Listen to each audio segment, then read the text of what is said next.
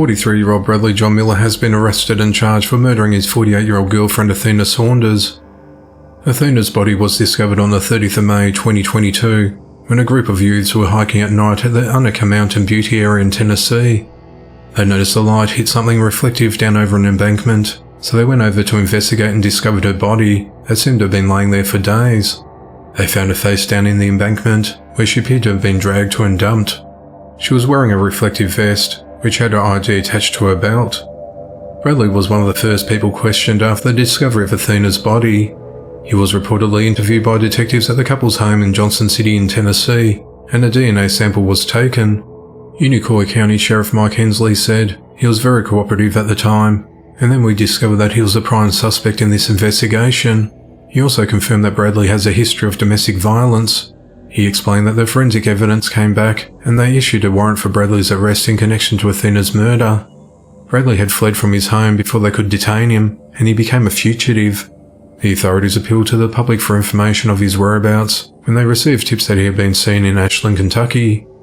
On the evening of the 6th of June 2022, with the help of Kentucky State Police, he was located and taken into custody.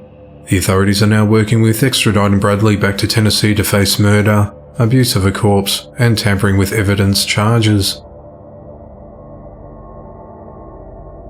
A man has been fatally shot after attacking a police officer with a hatchet during a traffic stop. The incident occurred at around 11 a.m. on the 3rd of June 2022 at the intersection of Bond Street and McDowell Road in Naperville, Illinois.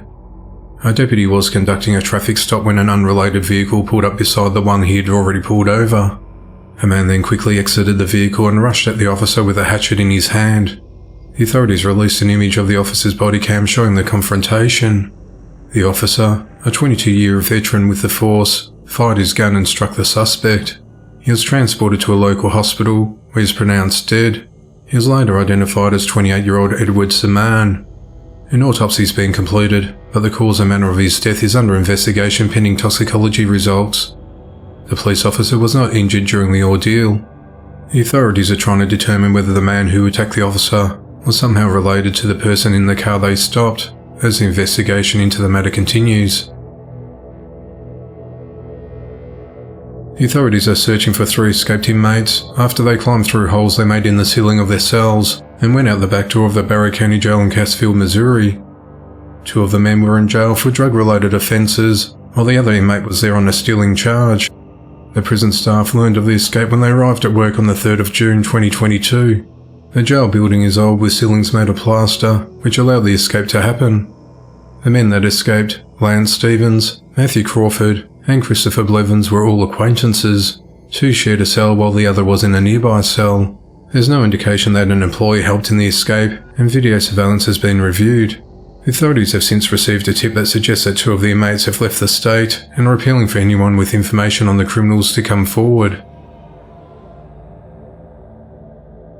A man has been fatally shot by his 2-year-old son, and the child's mother has been jailed in connection to his death. The incident occurred just before midday on the 26th of May 2022, when the authorities responded to a home located at 702 Toby Court in Orlando, Florida, on reports of shots fired. When first responders arrived, they found 26-year-old Reggie Mabry unresponsive, and he was suffering from a gunshot wound to his back. He was rushed to the hospital in a critical condition, but was pronounced dead on arrival. Reggie was married to 28-year-old Maria Yala, and they had 3 children together, aged 5, 2, and 6 months old, who were all at home at the time. Investigators discovered that Reggie was playing a video game when the 2-year-old got hold of a handgun and accidentally shot him from behind. The authorities said the gun wasn't properly stored and was accessible to anyone. Maria acknowledged it was typically stored in a backpack that hung on a nail about 3 feet off the ground. A 5-year-old son also told investigators he saw his 2-year-old brother shoot his father in the back.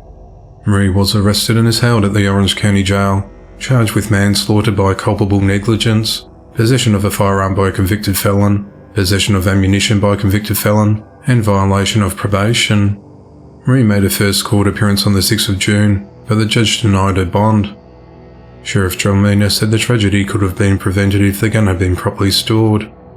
Now these children have effectively lost both of their parents, and the young child has to live with his life knowing he shot his father, he said.